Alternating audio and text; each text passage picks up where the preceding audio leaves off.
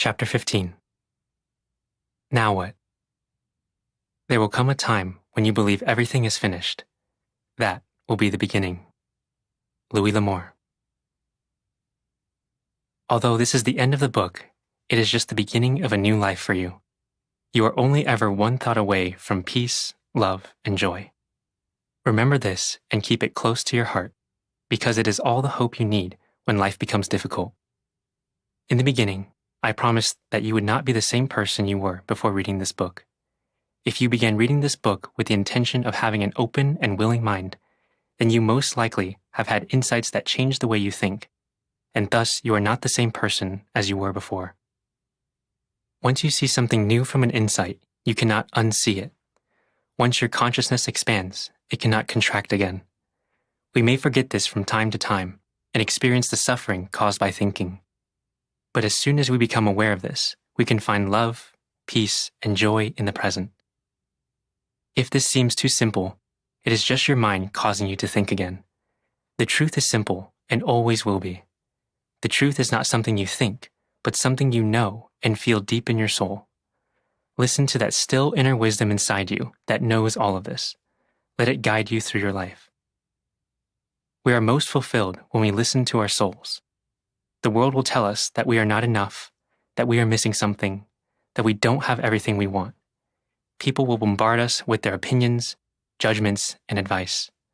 Know that they are innocently caught up in their thinking. They may be coming from a place of good intention, but you are not obligated to listen to them. Everything you could ever want or need is already inside of you. You are already all the love, joy, peace, and fulfillment that you seek. It is only when we forget this fact and get caught up in our thinking that we do not see it. Continue to live in this state of serenity and let go of what does not serve you. Follow your intuition and what feels expansive, aligned, and unknown. The more you do this, the more abundance you will create in your life.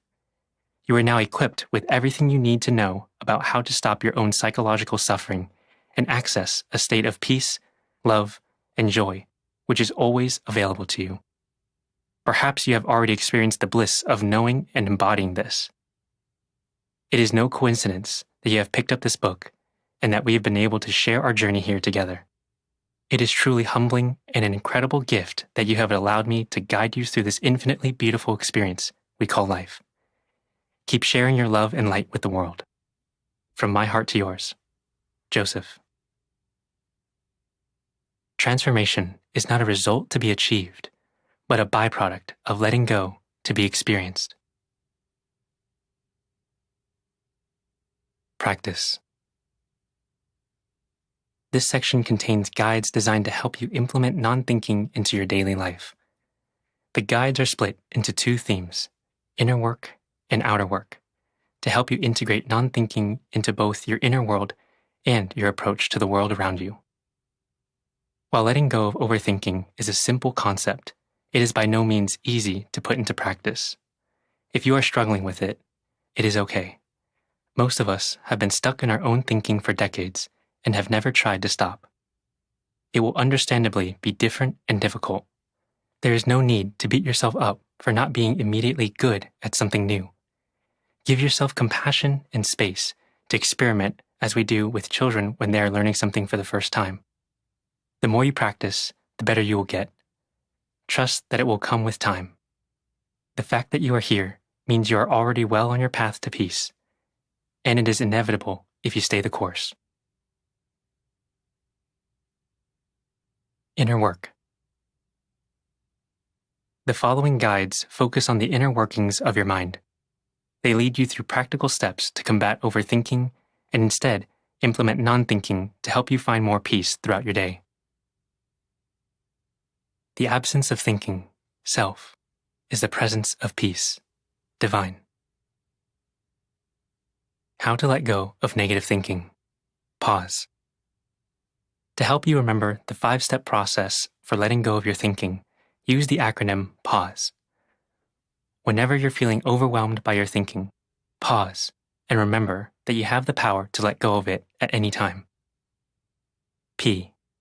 Pause and take deep breaths to calm your nervous system and ground yourself in the present. Become aware that you are thinking, but do not judge it. A. Ask yourself, is this thinking making me feel the way I want? Or do I want to keep suffering? If not, you always have the choice to let your thinking go in order to find peace. U. Understand that you have the choice to stop and let go of it. S. Say and repeat the mantra, thinking is the root cause of suffering, to help quiet the mind from thinking until it subsides and passes. E. Experience your emotions fully without judgment, resistance, or thinking. Don't think, just feel. Repeat this process until you have calmed your nervous system and the thinking has passed. Potential obstacles and solutions. As you are working on letting go of your thinking, you may run into some potential obstacles that make it difficult. Here are some common things that will keep you in a state of anxiety and fear, as well as the solutions. Not wanting to let go.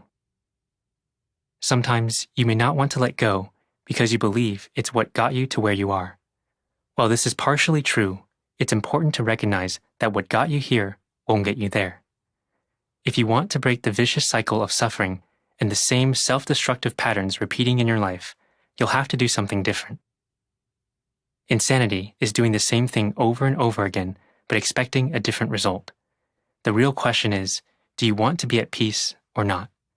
If you remember that thinking is the root cause of all your suffering and decide that you do not want to be unhappy any longer, then you will be able to make the leap of faith into non-thinking. Lack of faith. It is difficult to believe that we can change our lives for the better, and it requires a big leap of faith to make that change by trusting ourselves in a different way than we have before. But for there to even be a possibility that your life could be a life filled with joy, peace, and love every day, you must first believe that it is possible. You are part of something much bigger, the life force that has been taking care of and guiding you this whole time. Universe, God, intuition. Having faith in our intuition without being able to fully comprehend it with our finite minds is difficult and even scary, but it is how we can experience total peace in our lives instead of worrying about and trying to control everything. Fear. It is perfectly normal to feel fear when trusting the unknown. In fact, it would be strange not to. Fear is an indication that something is important to us, so this is a sign that your mind is trying to protect you. Everything we want is on the other side of fear. The way out is by going deep within yourself to see and know that you will be okay no matter what. You might not be able to eliminate the fear, but you can recognize that this fear cannot and will not kill you. Yet, if you listen to it, it will take the life of your dreams instead. Fear is only an emotion, one that you are more than strong enough to hold space for. The way out of fear is by breathing through it and following the pause framework. Thinking is the root cause of fear. If you don't think, there is no fear. A guide to neutralizing fear. The only thing stopping us from doing what we truly desire in this world and following our intuition is fear, which is created from our thinking. This is why thinking is the root cause of all psychological and emotional suffering. Although our fear will tell us that we are afraid of external things, such as a negative event, really what we fear is how we imagine we'll feel if an undesired outcome happens. Fear is internal, not external. This is great news because we can always change and let go of what is internal. To overcome fear, you must question what it is you are truly afraid of, and then see the truth behind this fear. That it is an illusion designed to keep us in our comfort zones, and nothing more. It is only when we see what is actually happening in our minds that we can let go of it to be free. Most of the time, when we feel fear, we try to suppress or avoid it, which only ends up magnifying the fear and giving it more power. When we have the courage to accept and examine our fears and look at the truth beyond our thinking, the illusion of the fear dissolves, and we fall back into peace. In this state of non-thinking, a state of pure presence and complete peace, we always know what to do and may move toward it, even if the fear lingers. In this state, fear cannot hold us back any longer. When you are feeling afraid, use the following guide to neutralize the fear and work through it. If you do this, all of your greatest desires await you on the other side. Define the fear. What are you afraid of? Be specific. Inquire and examine what's behind your thinking. Take a closer look at the fear. Remember that what you're truly afraid of is not what you think will happen, but how you think it will make you feel if it happens. What are you afraid of feeling? 1. If what you're afraid of happens, what are you worried it will mean about you? What conclusions have you drawn about yourself? Example: if insert what you're afraid of doing or what might happen, then it means I'm insert conclusion. 2. Is this conclusion valid? Or is it a story you've been telling yourself? 3. How does this conclusion, thinking, make you feel? 4. What is it costing you to continue believing this thinking? Write down as much as you can with specificity and really feel it. Be as detailed as possible. 5. Can you see how this thinking creates a condition that causes you suffering? 6. Are you ready to stop believing in this thinking and let go of it? 7. How does it feel when you imagine letting it go? 8. What is your intuition telling you right now? 9. How does your intuition feel in comparison to your thinking? Set an intention to continue following your intuition and remember that you can repeat this exercise anytime you need it. A guide to non-thinking decision-making. One of the most difficult parts of adopting non-thinking is learning to make decisions by listening to and trusting our intuition instead of falling back into our old patterns of overthinking and ruminating. Use the following guide to help you create a new behavior for yourself. Define the decision. Write down the decision you are trying to make as simply as you can.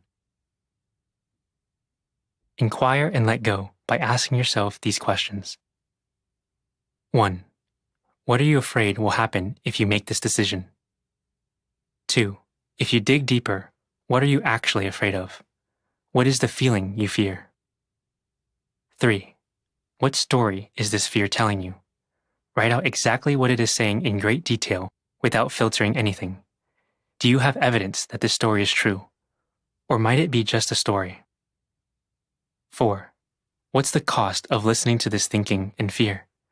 What is it costing you personally, physically, mentally, emotionally, and spiritually? List as much as you can. 5. Can you see how much suffering this thinking is causing you? Are you ready to let go of it now? 6. If you let go of all external opinions, advice, and influences, what do you intuitively know you want to do? What decision feels most expansive and aligned with you? 7. How would it feel to follow your intuition? 8. Write down what your intuition is telling you and what it is inviting you to do right now. 9. Can you see how following your intuition will help you feel the way you want and create the life you desire? If you are ready, make the commitment now to follow your intuition even if you feel fear. You are greater than your fears and stronger than you think. Let go and trust you will be okay and that things will work out for you. A guide to overcoming destructive habits. As you create more space and learn to let go of your thinking, you may become aware of a lot of negative, destructive habits that are making you more prone to suffering. The following guide can help you break these destructive habits.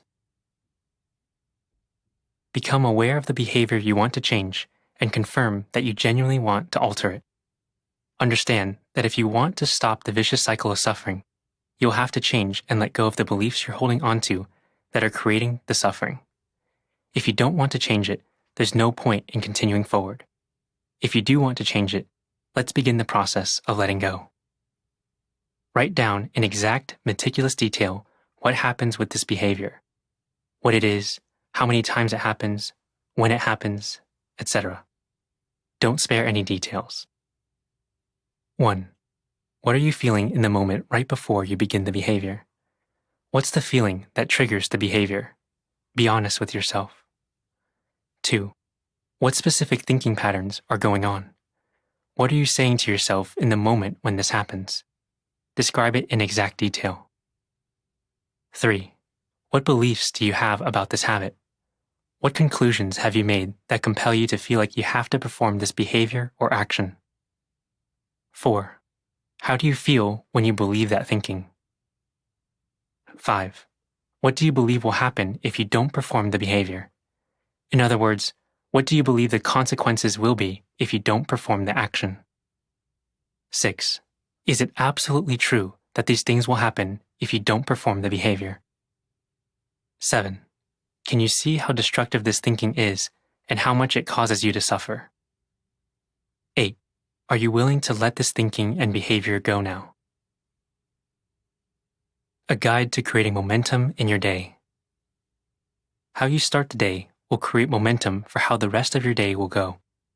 For instance, if you start your day with behaviors that trigger anxiety, perhaps for you that is checking your phone or answering emails, you'll be starting your day in a stressful fight-or-flight mode of thinking, which will make it more difficult to find peace in the rest of your day. Creating an activation ritual or morning routine can help you enter a state of non-thinking and enable you to align with your highest self. This is why all the greatest spiritual masters have morning rituals or routines. To start planning out your ideal morning routine, make a list of the things that help you create a state of non-thinking. Consider behaviors as well as environmental stimuli. Then, pick only 1 or 2 items on the list and try practicing them every morning for a week. Start small and don't overwhelm yourself. After a week, evaluate your morning routine. How is it making you feel? Is it taking the right amount of time? Are you finding all the elements beneficial? Do you feel that you want to add or swap out any items on the list?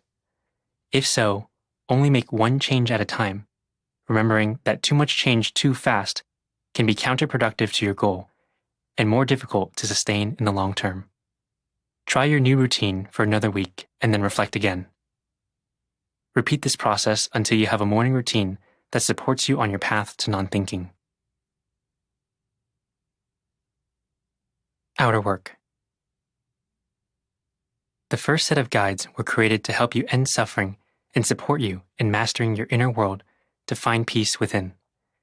Now it is time to consider how you're interacting with the world around you as you seek to stay aligned with your true self on the path to peace. Gratitude is acceptance of what is. Hope is understanding nothing lasts forever. Peace is being unattached to what is in the mind. Designing a non-thinking environment. Your environment either will induce and support the state of non-thinking or can make you more prone to thinking. Although we create our reality from the inside out, our environment has a large impact on us, so it is important to create an environment that is conducive to non-thinking. Creating a calm space and limiting distractions can make it easier to let go of thinking, which means you won't have to expend as much effort to get yourself in that zone.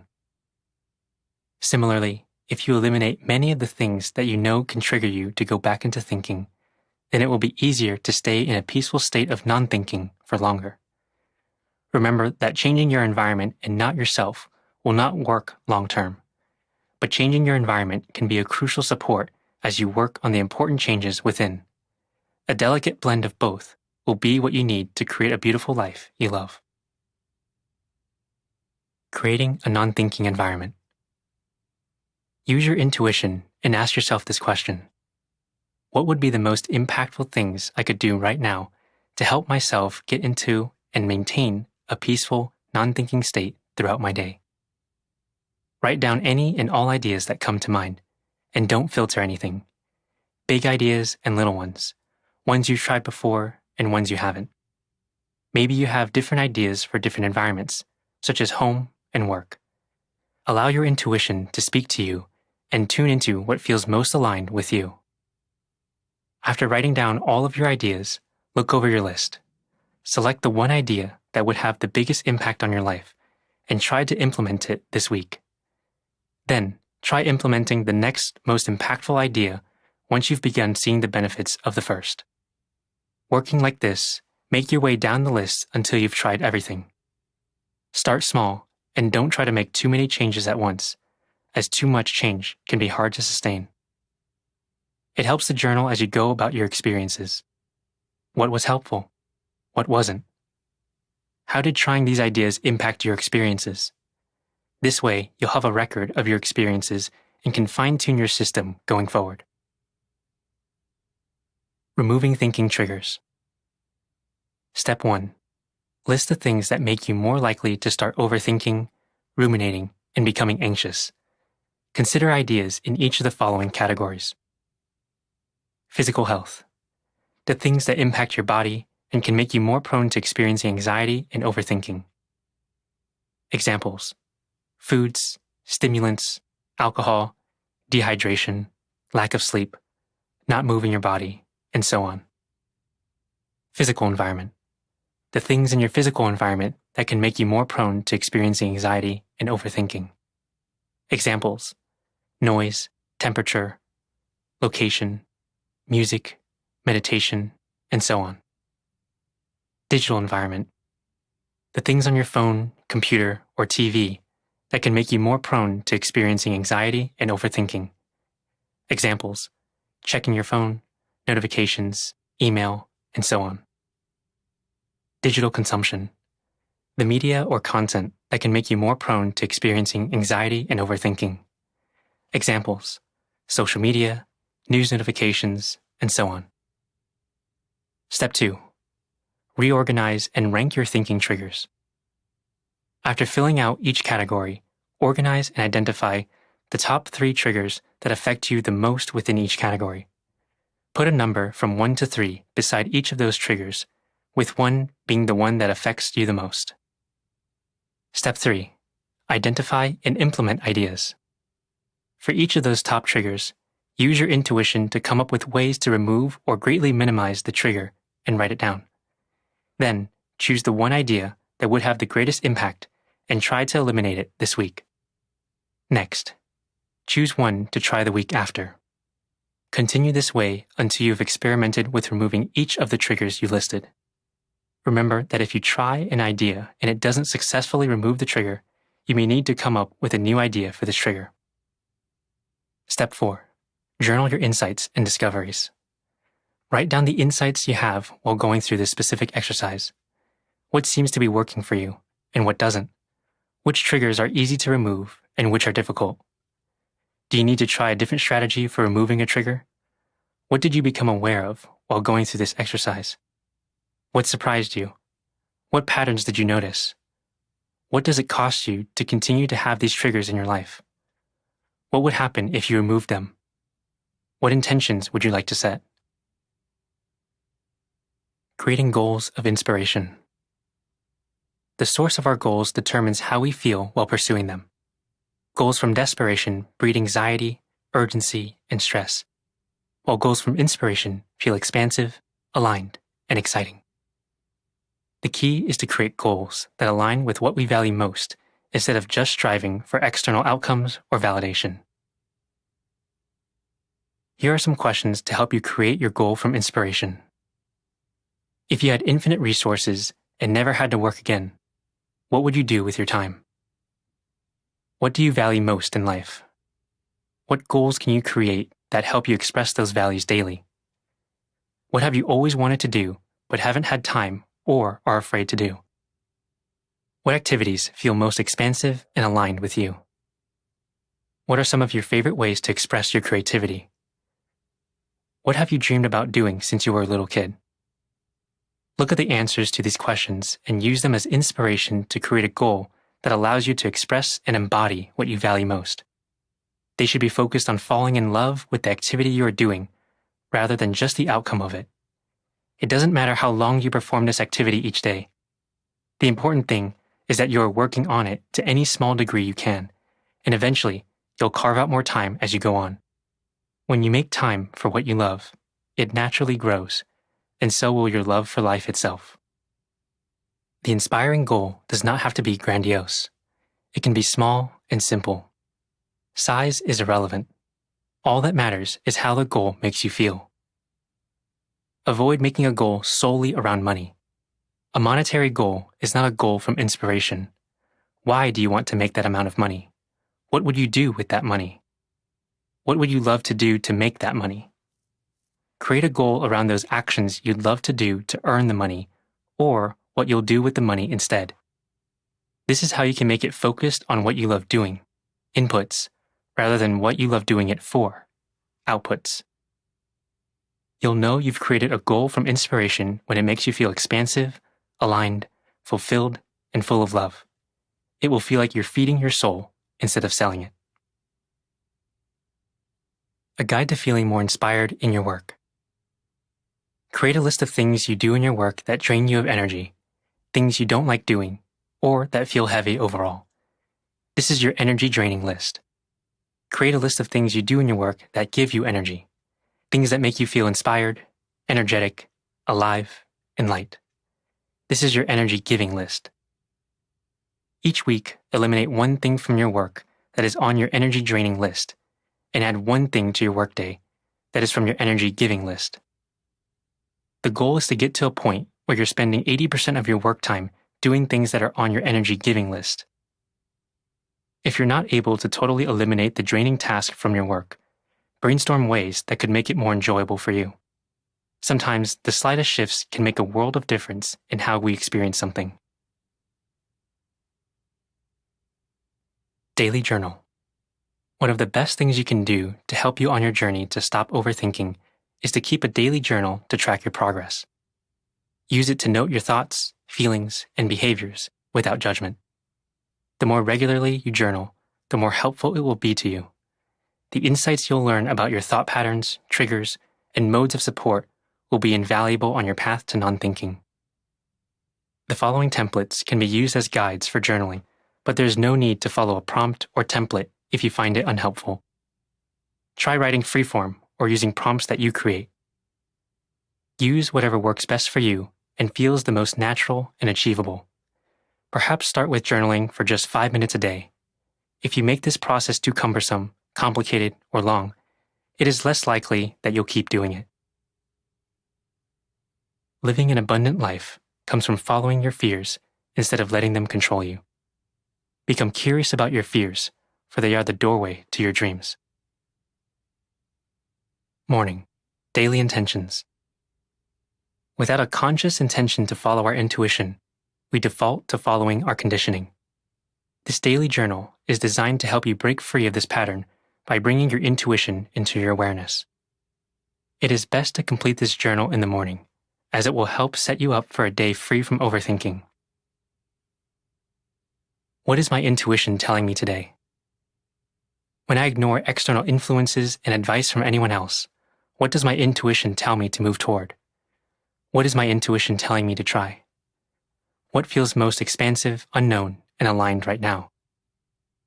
When I encounter fear and uncertainty today, how will I handle it? Write a mantra to help you remember to trust and follow your intuition today. Evening. Daily reflections. These reflection questions are designed to help you become aware of the relationship between your thought processes, inputs, and the level of peace, love, and joy in your life, outputs. Positive emotions are our natural state when we let go of our thinking. Notice what happens when you focus your attention on the inputs instead of the outputs, and how the outputs take care of themselves when you do so. It is best to use this journal in the evening, as it will help you reflect on your day and learn from your experiences. Input or cause questions. Answer each of the following questions on a scale of 1 to 10, with 1 being the lowest and 10 being the highest. Then, journal about your answer to provide more of a description. How much was I able to let go of my thinking today? How much did I follow my intuition today? How much did I express my full, authentic self today? How well did I manage my energy today? How much did I follow what felt expansive, unknown, and aligned today? How much of my attention did I focus on what I value most? Output or effect questions. Answer each of the following questions on a scale of 1 to 10, with 1 being the lowest and 10 being the highest. Then journal about your answer to provide more of a description. What was my level of peace today? What was my level of joy today? What was my level of alignment today? How often was I in the present moment today? How much was I in a flow state today? Reflect. Now look at your inputs and outputs. Do you see a relationship between them? What impact did your inputs have on your outputs? What comes up for you after answering these questions? Do you see any patterns? What are your takeaways? What is your intuition telling you? What should you read next? Thank you from the bottom of my heart for taking the time to read this book. If you've enjoyed Don't Believe Everything You Think, you may be interested in my other writing as well. Every week, I share a new piece of writing through my Nuggets of Wisdom newsletter, which contains one simple, perspective-shifting idea to expand your mind and help you find more peace, joy, and abundance. Subscribers are also the first to hear about my newest books and projects. Join our community of seekers and sign up for my newsletter at josephnguen.org/newsletter. JOSEPHNGUYEN.org/newsletter. Don't forget to download the accompanying enhancement PDF from your audiobook provider for access to the workbook. We hope you've enjoyed listening to this John Marshall Media production of Don't Believe Everything You Think. Why Your Thinking is the Beginning and End of Suffering. Expanded Edition. Written by Joseph Nguyen.